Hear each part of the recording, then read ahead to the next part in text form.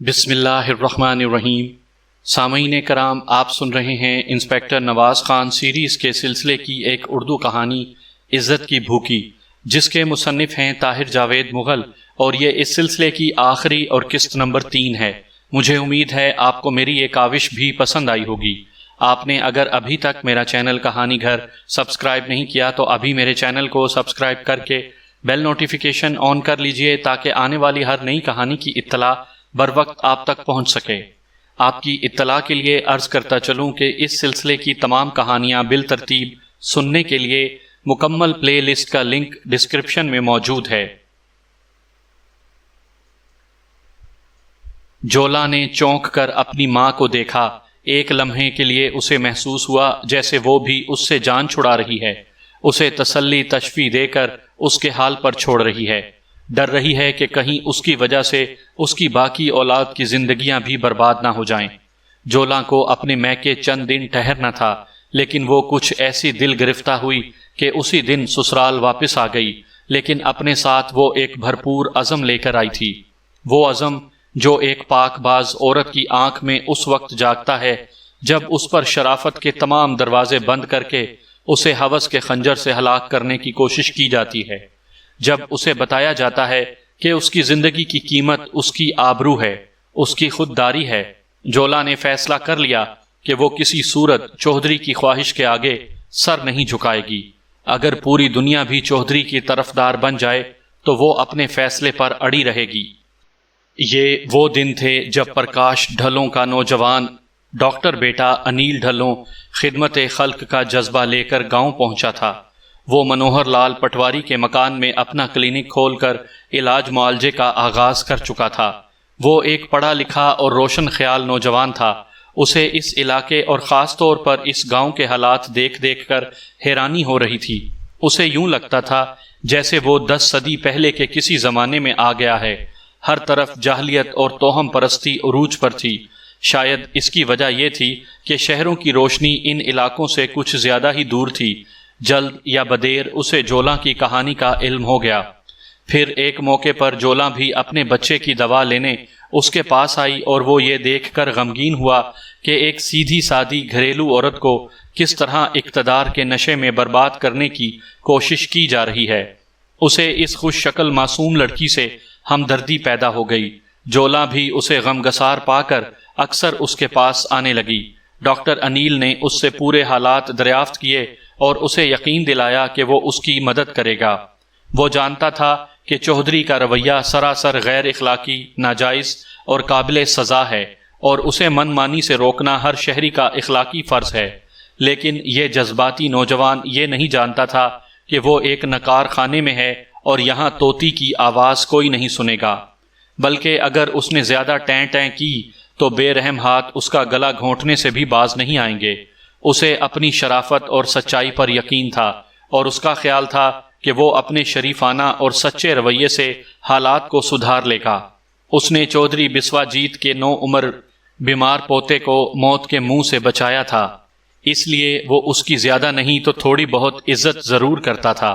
انیل سب سے پہلے چودھری سے ملا اور باتوں باتوں میں اسے اس کی غلطی کا احساس دلانے کی کوشش کی۔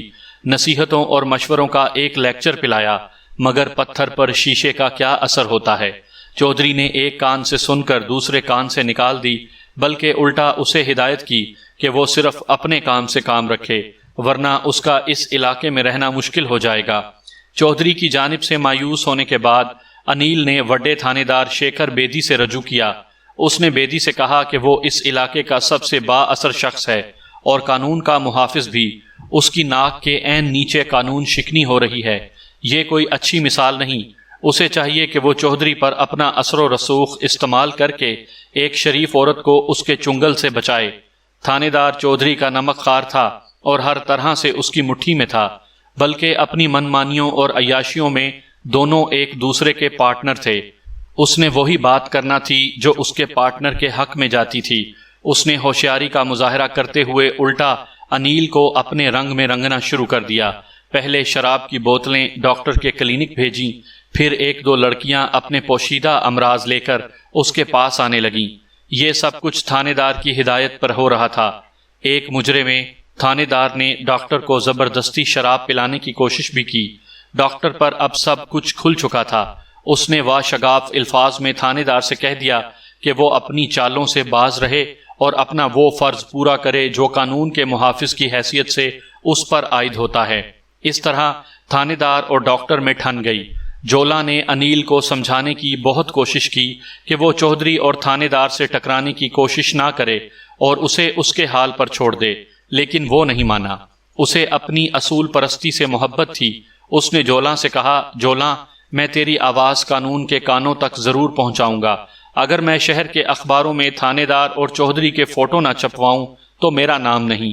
دونوں گاؤں کے پچھواڑے جوار کے کھیتوں میں کھڑے باتیں کر رہے تھے۔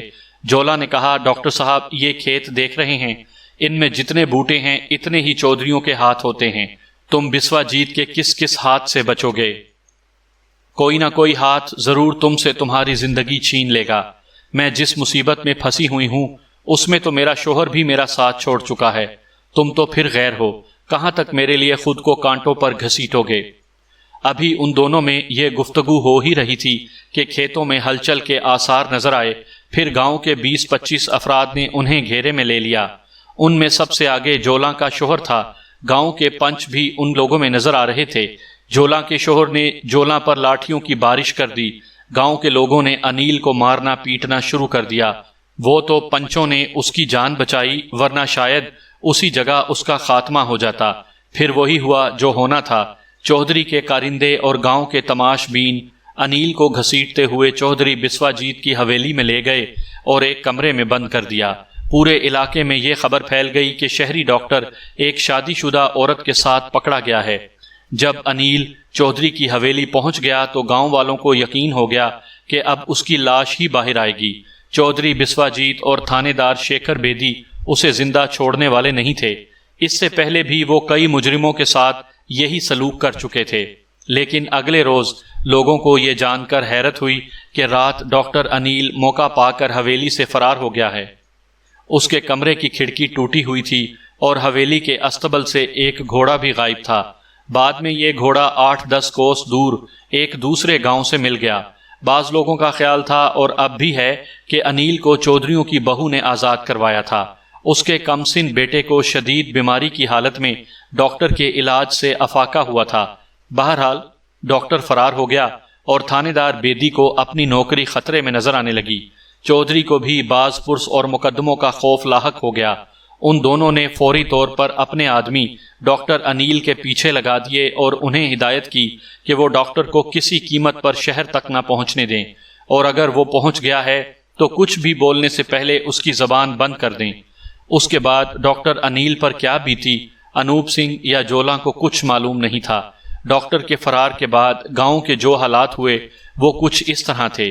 تھانے دار اور جولا کے شوہر بھگتو نے جولا کو خوب ڈرایا دھمکایا کہ وہ پنچوں سے کہہ کر اسے سخت سے سخت سزا دلوائیں گے، پھر اس سزا کے بعد اسے شہر بھیج دیا جائے گا جہاں اس پر کئی ایک مقدمے بنیں گے۔ جولا کتنی بھی باہمت تھی، لیکن جب سارا گاؤں ایک طرف ہو گیا اور سماج کے ٹھیکیداروں نے اسے چاروں طرف سے گھیر لیا تو وہ چکرا کر رہ گئی۔ اسے اپنے ماں باپ کا خیال آیا جو گلی گلی بدنام ہو چکے تھے اور ہونے والے تھے۔ اپنی جوان بہنوں کے ننگے سر اس کے تصور میں آئے۔ اس 8 ماہ کے معصوم کا خیال آیا جسے ہمیشہ کے لیے اس سے جدا کیا جانے والا تھا۔ وہ سوچنے پر مجبور ہو گئی، بہت کچھ سوچنے پر مجبور ہو گئی۔ اس کی جھکی ہوئی گردن دیکھی تو تھانے دار بیدی اور بھگتو کی آنکھوں میں فاتحانہ چمک لہرانے لگی۔ اسی روز تھانے دار بیدی نے پنچوں سے مل کر معاملہ رفع دفع کر دیا۔ 6-7 روز اسی طرح گزر گئے۔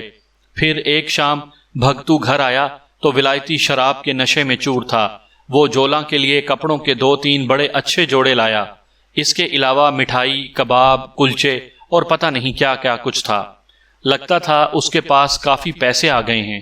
شراب پیتے ہوئے اور کھانا کھاتے ہوئے اس نے جولا سے کہا، کل سپہر تیار ہو جانا، ساجن پور گاؤں میں میرے ایک یار کی شادی ہے، وہاں جانا ہے۔ ساجن پور اور تیاری کی بات کا سن کر جولا کا ماتھا ٹھنکا۔ وہ جانتی تھی ساجن پور میں بھگتو کا کوئی یار نہیں۔ ہاں، راستے میں چودھری بسوا جیت کا ڈیرا ضرور ہے، جہاں ایک دفعہ 2 قتل بھی ہوئے تھے۔ اپنے شوہر کی بات سن کر جولا کی جان لرز گئی۔ وہ سمجھ گئی کہ اس کی عزت پر حرف آنے والا ہے۔ اس نے روتے ہوئے اپنے شوہر کے آگے ہاتھ جوڑ دیے۔ بھگتو، مجھے اس طرح برباد نہ کر، اپنے ہاتھوں سے میرا گلا گھونٹ دے۔ مجھے تیرے ان کپڑوں اور پیسوں کی کوئی ضرورت نہیں، میں صرف عزت کی بھوکی ہوں۔ مجھے عزت نہیں دے سکتا تو میری جان لے لے۔ بھگتو نے لال گلابی آنکھوں سے اسے گھورا، پھر بوتل کو مضبوطی سے تھامتے ہوئے بولا، حرامزادی، تھانے دار کی بات بھول گئی ہے؟ جیلوں میں سڑا دے گا ہم سب کو، ایسی مار مارے گا کہ شرافت کی چڑیا پھر سے اڑ جائے گی۔ جولا نے کہا، تم مجھے پنچوں کے سامنے پیش کرو، مجھے یقین ہے وہ مجھ پر رحم کھائیں گے۔ بھگتو نے نشے میں ہاتھ ہلایا، ہاں رحم کھائیں گے، وہ وہی کچھ کریں گے جو تھانے دار کہے گا، اور تجھے پتہ ہی ہے تھانے دار کیا کہے گا۔ پھر اس نے شراب کا ایک بڑا گھونٹ لے کر پوری بے حیائی سے بیوی کی آنکھوں میں دیکھا اور انگلی اٹھا کر خوفناک لہجے میں بولا، میں کوئی بہانہ سننا پسند نہیں کروں گا، کل تجھ سے ہر صورت میں میرے ساتھ چلنا ہے، سن رہی ہے میری بات؟ جولا نے چہرہ دونوں ہاتھوں میں چھپایا اور چارپائی پر گر کر رونے لگی۔ اس رات جولا نے اس فیصلے کو عملی جامہ پہنایا جو وہ بہت پہلے کر چکی تھی۔ اس نے اپنے معصوم بچے کو چھاتی سے لپٹا لیا اور جی بھر کر دودھ پلایا، پھر اسے گود میں اٹھا کر بہت سی میٹھی میٹھی لوریاں دیں، اور جب وہ اپنی بد نصیب ماں کی باہوں میں سو گیا اور آدھی رات سے زیادہ گزر گئی تو وہ اسے لے کر خاموشی سے باہر آ گئی۔ پہرے داروں اور گاؤں کے آوارہ کتوں سے بچتی بچاتی وہ ڈیک نالے کی طرف چلی آئی۔ اس کے جسم پر ایک چادر تھی جو تیز ہوا میں پھڑ پھڑا رہی تھی۔ وہ بچے کو گود میں اٹھائے نالے کے کنارے خاموش کھڑی تھی، یک بستہ پانی کا بے رحم شور سنتی رہی، پھر ایک ہلکی سی آہ کے ساتھ اس نے پانی میں چھلانگ لگا دی۔ جولا کے بچپن کا پیار انوپ سنگھ اس وقت اپنے جھونپڑے سے کچھ فاصلے پر خاموش بیٹھا تھا۔ نہ جانے کیوں اسے نیند نہیں آ رہی تھی، شاید مچھروں کی وجہ سے ایسا ہوا تھا، اور وہ اپنے خیالوں میں گم تھا جب اچانک اسے پانی پر کوئی سفید چیز متحرک نظر آئی۔ کوئی جسم بہتا اور غوطے کھاتا ہوا جا رہا تھا۔ اس کے علاوہ ایک ننھے بچے کی مہین آواز بھی سنائی دے رہی تھی۔ انوپ آنن فانن اٹھا، اس نے پاؤں سے جوتی نکالی اور دوڑ کر پانی میں چھلانگ لگا دی۔ ٹھیک 5 منٹ بعد وہ نالے کے کنارے گیلی ریت پر جولا اور اس کے بچے کے پیٹ سے پانی نکال رہا تھا۔ ماں بیٹا موت کے منہ سے واپس آ گئے تھے۔ جولا کا سانس باقاعدگی سے چلنے لگا اور دل کی دھڑکن ٹھیک ہو گئی تو اس نے آنکھیں کھول دیں۔ بچہ اس کے پہلو میں ہمک رہا تھا۔ انوپ سنگھ یک ٹک ان دونوں کو دیکھتا چلا گیا۔ ماضی کے شکوے گلے اس کی آنکھوں میں آنسو بن کر چمک رہے تھے، لیکن یہ وقت شکووں گلوں کا نہیں تھا، اور نہ ہی اب ان باتوں سے کوئی فائدہ تھا۔ اسے جولا اور چودھری بسوا جیت کی ساری کہانی معلوم تھی، اور وہ اندازہ لگا چکا تھا کہ جولا نے خودکشی کی کوشش کیوں کی ہے۔ وہ یہ بھی جانتا تھا کہ اس جگہ جولا کی عزت اور زندگی کو سخت خطرہ ہے۔ اس نے فوری طور پر فیصلہ کیا اور جولا کو کسی محفوظ ٹھکانے تک پہنچانے کا ارادہ کر لیا۔ اس نے دور ایک نظر اپنے جھونپڑے پر ڈالی اور جولا پر جھک کر اس سے سرگوشیاں کرنے لگا۔ ایک سخت کوشش کے بعد اس نے جولا کو اپنے ساتھ چلنے پر راضی کر لیا۔ وہ اسے اور اس کے بچے کو لے کر راتوں رات پکی ڈھیری پہنچ گیا اور یہاں اسے اپنے دوست کے ڈیرے پر لے آیا۔ میرے اندازے کے برعکس انوپ سنگھ ایک شریف اور بھلا مانس شخص تھا۔ وہ غیر شادی شدہ اور جوان تھا۔ ایک جوان اور خوبصورت عورت کے ساتھ اس مکان میں تنہا رہتے ہوئے اسے آج تیسری رات تھی۔ پھر یہ عورت یا لڑکی اس کی محبت بھی تھی۔ اس کے باوجود اس نے آنکھ اٹھا کر اس کی طرف نہیں دیکھا۔ یہ بڑے حوصلے اور ظرف کی بات تھی۔ وہ جولا اور اس کے بچے کو شہر پہنچانا چاہتا تھا، جہاں جولا کا کوئی دور کا رشتہ دار رہتا تھا، مگر اس سے پہلے وہ اپنی ماں اور بہن تک اپنی خبر پہنچا دینا چاہتا تھا۔ وہ جانتا تھا کہ پانی میں چھلانگ لگاتے وقت وہ اپنی جوتی بھی کنارے پر اتار آیا ہے۔ یہ بات ان دونوں کے لیے بہت پریشان کن ثابت ہو سکتی تھی۔ اتفاقاً ڈاکیے زکریا سے اس کا رابطہ ہو گیا اور اس نے زکریا کی مٹھی گرم کر کے اسے اپنا پیغام پہنچانے بھیج دیا۔ بعد کے واقعات آپ جانتے ہی ہیں۔ انوپ اور جولا کی کہانی ختم ہوئی۔ کمرے میں ایک گہرا سناٹا چھا گیا۔ لالٹین کی روشنی میں ہم پانچوں اپنی اپنی سوچ میں گم تھے۔ میں تیزی سے آئندہ کا لایا عمل سوچ رہا تھا۔ دفتن دروازے پر ایک تیز دستک ہوئی۔ میرے اشارے پر بلال شاہ اٹھ کر دروازے کی طرف گیا، مگر اس سے پہلے کہ وہ دروازہ کھولتا کسی نے گھبرائی ہوئی آواز میں کہا، انوپ، مخبری ہو گئی ہے، چودھری اپنے بندوں کے ساتھ اسی طرف آ رہا ہے۔ جان بچانی ہے تو بھاگ جا۔ پھر جواب سنے بغیر اطلاع دینے والا خود بھی بھاگ گیا۔ اس کے دوڑتے قدموں کی آواز سناٹے میں دور تک سنائی دی۔ تب اچانک ارد گرد کے کھیت گھوڑوں کی سرپٹ ٹاپوں سے گونج اٹھے۔ میں نے محافظ کے تکیے سے نکالا ہوا 32 بور کا ریوالور ہاتھ میں لیا اور دروازے کی طرف بڑھا۔ جوں ہی میں نے دروازہ کھولا، کوئی 1 درجن افراد گھوڑوں سے چھلانگے لگا کر میرے سامنے آ گئے۔ وہ سب کے سب مسلح تھے۔ چودھری بسوا جیت اور اس کا چھوٹا بھائی بھی ان میں نظر آ رہے تھے۔ مجھے دیکھ کر وہ حیران رہ گئے۔ تم یہاں؟ چودھری نے میری طرف انگلی اٹھا کر پوچھا۔ وہ مجھے بیدی کے ڈرائیور کے طور پر جانتا تھا۔ میں نے کہا، ہاں چودھری صاحب، میں بھی ان دونوں کی کھوج میں تھا۔ آپ نہ بھی آتے تو میں 1 گھنٹے تک انہیں آپ کی حویلی میں لے آتا۔ چودھری اور اس کے کارندے مجھے دھکیلتے ہوئے کمرے میں گھس گئے۔ اس کے ساتھ ہی انوپ کی کراہیں اور جولاں کی چیخیں گونجنے لگیں۔ چودھری کے بندے ان دونوں کو بری طرح پیٹ رہے تھے۔ پھر دیکھتے ہی دیکھتے انہوں نے ان دونوں کو پگڑیوں سے باندھ کر زمین پر ڈال دیا۔ 8 ماہ کا معصوم بچہ حالات کی ستم ظریفی پر حلق پھاڑ کر چیخ رہا تھا، لیکن اس کی فریاد سننے والا کوئی نہیں تھا۔ میں نے دیکھا جولاں کی فریادی نظریں میری طرف اٹھی ہوئی ہیں، جیسے کہہ رہی ہو، تم تو کہتے تھے میں اصلی تھانے دار ہوں، اب کہاں ہے تمہاری تھانے داری؟ کیا تم بھی اس ہجوم میں شامل ہو جاؤ گے جو میری جان لینے پر تلا ہوا ہے؟ اس دوران خستہ حال جیپ کی خوفناک گڑ گڑاہٹ سنائی دی۔ چند لمحوں بعد تھانے دار بیدی 3 رائفل مینوں کے ساتھ موقع پر پہنچ گیا۔ چودھری کے کارندے اس وقت انوپ اور جولاں کو اٹھا کر باہر لے آئے تھے اور بری طرح پیٹ رہے تھے۔ تھانے دار نے آگے بڑھ کر انہیں روک دیا اور پھر بڑے اور چھوٹے چودھری کو لے کر جیپ میں آ گیا۔ بڑے چودھری کے کہنے پر اس نے مجھے اور بلال شاہ کو بھی جیپ میں بلا لیا۔ میری یہاں موجودگی پر وہ خود بھی حیران ہو رہا تھا۔ میں نے ابھی اپنا راز کھولنا مناسب نہیں سمجھا۔ بیدی کے پوچھنے پر میں نے اسے بتایا کہ کل مجھے ڈاکیے ذکریہ پر شک ہوا تھا اور اسی کی نشاندہی پر میں یہاں تک پہنچا ہوں۔ میرا ارادہ تھا کہ دونوں مجرم اچانک آپ کے سامنے پیش کر کے آپ کو حیران کر دوں۔ بیدی میری باتوں سے پوری طرح مطمئن نہیں ہوا، لیکن اس وقت وہ تفصیل میں نہیں جا سکتا تھا۔ اس نے چودھری سے کہا، چودھری صاحب، میرا خیال ہے اس معاملے کو فی الحال ٹھنڈا کر دیں۔ لڑکے کو پکڑ لیتے ہیں اور لڑکی کو وارثوں کے سپرد کر دیتے ہیں۔ چودھری کو اس بات پر بہت حیرت ہوئی۔ شاید اسے لگا تھا کہ اس کے منہ سے نوالا چھینا جا رہا ہے۔ اس نے سرگوشی میں کہا، کیوں تھانے دار، کیا بات ہوئی؟ تھانے دار نے اپنی داڑھی کھجائی، پھر الجھن سے بولا، میں رات بھی آپ سے بات کرنا چاہتا تھا لیکن ٹائم نہ ملا۔ دراصل شہر سے ایک خط آیا ہے، ایک بھڑوا انسپیکٹر یہاں آ رہا ہے۔ میں سوچتا ہوں خواہ کوئی مصیبت نہ پڑ جائے۔ یہ خط دراصل میری روانگی کے وقت ہی SSP صاحب نے لکھا تھا، لیکن دور دراز علاقہ ہونے کی وجہ سے وہ کافی دیر کے ساتھ یہاں پہنچا تھا۔ چودھری نے کہا، بیدی یار، کیسی بات کرتے ہو؟ ایسے انسپیکٹروں سے تم 1000 بار نبٹ چکے ہو۔ منہ کھول کر آئے گا، ہم منہ بند کر دیں گے تو واپس چلا جائے گا۔ بیدی نے مجھے ایک غائبانہ گالی سے نوازا اور بولا، میں نے اس کا نام سنا ہوا ہے، بڑا نیکوکار اور شرافت کا پتلا بنتا ہے۔ ہماری لائن کا آدمی نہیں ہے وہ، بہتر ہے ذرا ہاتھ پاؤں بچا کر رہیں۔ میں اپنے بارے میں ریمارک سن کر محفوظ ہو رہا تھا۔ چودھری بیدی کی طرف کچھ اور جھک گیا اور دونوں کانوں میں گفتگو کرنے لگے۔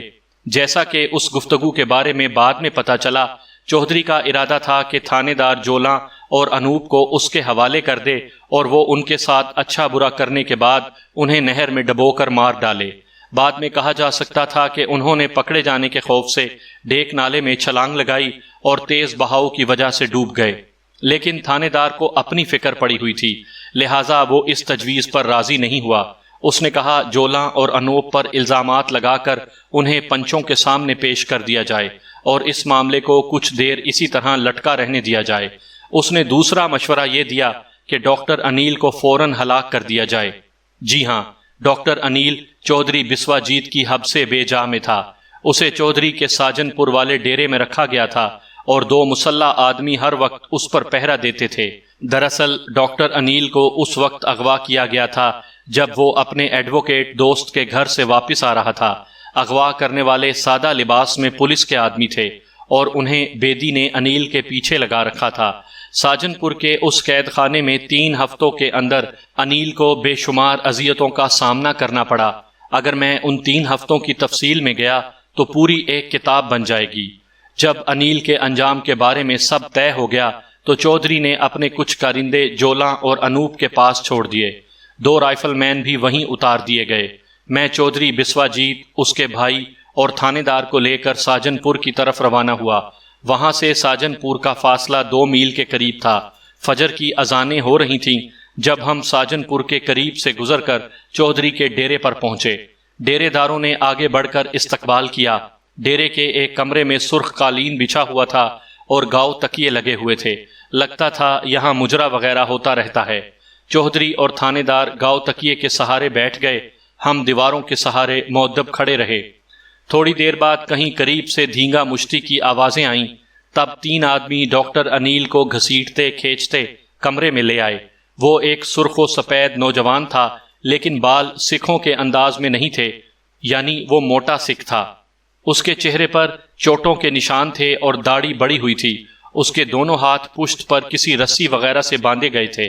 مسلح آدمیوں نے اسے دھکا دیا اور وہ اوندھے منہ تھانے دار کے قدموں میں گرا۔ تھانے دار نے اپنے بوٹ سے اس کا زخمی چہرہ اوپر اٹھایا اور ماں بہن کی گالیاں دینے لگا۔ شاید وہ اسے مارنے سے پہلے اچھی طرح دل کی بھڑاس نکال لینا چاہتا تھا۔ چودھری نے بھی اسے 1-2 ٹھوکریں رسید کیں، پھر چودھری کے اشارے پر اس کے کارندے بھوکے کتوں کی طرح اس پر ٹوٹ پڑے۔ وہ اسے مار مار کر جان سے مار دینا چاہتے تھے۔ قیمتی قالین کو خون سے بچانے کے لیے یہ ایک اچھا طریقہ تھا، اور یہ طریقہ اس اصول پرست نوجوان پر آزمایا جا رہا تھا جس نے ظالموں اور دھوکے بازوں کے ہجوم میں گھس کر علی الاعلان سچ بولا تھا، جس نے ایک تنہا اور بے کس عورت کا ساتھ دینے کی بے وقوفی کی تھی۔ اس جیسے نوجوان کو اس بے وقوفی کی سزا ملنی ہی چاہیے تھی۔ وہ مار کھا رہا تھا اور تڑپ رہا تھا، ہر ایک کی طرف رحم طلب نظروں سے دیکھ رہا تھا، مگر یہاں اس پر رحم کھانے والا کوئی نہیں تھا۔ اس وقت میں نے شلوار کے نیفے سے 32 بور کا ریوالور نکالا، 2 قدم آگے بڑھا اور تھانے دار شیکھر بیدی کی کھوپڑی کا نشانہ لے لیا۔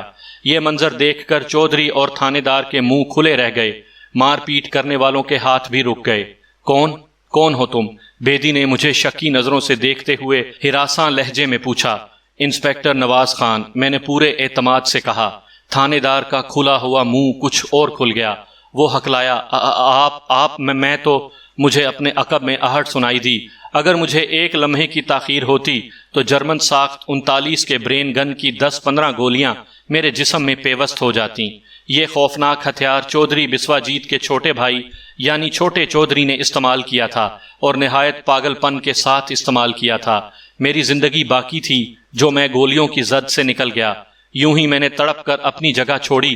کم از کم 10 گولیاں بڑے چودھری کے جسم میں پیوست ہو گئیں۔ 1 گولی تھانے دار کے حصے میں بھی آئی اور وہ گاؤ تکیے کے اوپر گر کر کراہنے لگا۔ چودھری کے زندہ بچنے کا کوئی سوال ہی نہیں تھا۔ اس کے منہ پر جیسے کسی نے کیچڑ کا چھینٹا دے مارا تھا۔ تاریک سوراخوں میں سے سرخ خون نکل کر پورے قالین کو بھگو رہا تھا۔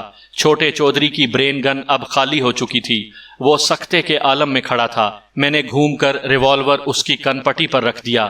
کمرے میں گولیوں کا دھواں تھا اور فضا میں ابھی تک برسٹ کی باز گشت گونج رہی تھی۔ چودھری بسوا جیت کی ہلاکت اور تھانے دار کے زخمی ہونے کے بعد میں نے گاؤں کے حالات پر کس طرح قابو پایا، یہ ایک لمبی کہانی ہے۔ در حقیقت خدا کی بے آواز لاٹھی کچھ اس طرح گھومی تھی کہ انصاف کے تمام تقاضے آپوں آپ پورے ہو گئے تھے۔ چھوٹے چودھری کے ہاتھوں بڑا چودھری مارا گیا۔ چھوٹا چودھری قتل کے کیس میں گرفتار ہوا۔ تھانے دار کو نہ صرف اپنے بائیں بازو سے محروم ہونا پڑا بلکہ اس کی ملازمت بھی گئی۔ اس کے علاوہ اس پر کئی ایک کیس بنے۔ نوجوان ڈاکٹر انیل اپنے ضمیر کے سامنے سرخ روح ہو کر شہر واپس آیا اور اس کے والدین کا طویل انتظار ختم ہوا۔ مستقل طور پر شہر واپس آنے سے پہلے ڈاکٹر انیل نے ایک اور اہم کام کیا۔ اس نے جولاں کے شوہر کی جان بچائی۔ جولاں کے شوہر بھگتو نے مایوسی اور شدید پشیمانی کے عالم میں خودکشی کی کوشش کی تھی۔ اس نے بھاری مقدار میں نیلا تھوتھا کھا لیا تھا۔ اس نے ٹوٹی پھوٹی لکھائی میں ایک خط چھوڑا تھا جس میں اس نے لکھا تھا کہ میں نے اپنی پاک دامن بیوی کو بدنام کرنے اور اسے برے راستے پر چلانے کا مہا پاپ کیا ہے۔ مجھے اس سے معافی مانگنے کا ایک ہی طریقہ سمجھ آ رہا ہے کہ میں اپنی جان دے دوں اور واقعی اگر انیل جیسا قابل ڈاکٹر اسے بچانے کی جد و جہد نہ کرتا تو وہ جولاں کو بیوہ کر جاتا اور اس کی جان بچ گئی۔ اس نے اپنی بے راہ روی سے ہمیشہ کے لیے توبہ کر کے ایک نئی زندگی کا آغاز کیا۔ باقی انوپ سنگھ کے بارے میں کیا لکھوں؟ وہ تو ان ملاحوں میں سے تھا جو کچی عمر میں دل کو روگ لگا لیتے ہیں اور اپنی ساری عمر کشتیاں چلاتے ہوئے گاتے رہتے ہیں، روہی رنگ رنگیلڑی میرا یار ملا دے، اور پینگ ٹوٹ گئی ہے ہلارا کھا کے، وغیرہ وغیرہ۔ ان کی قسمت میں ہمیشہ کے لیے ترسنا ہوتا ہے۔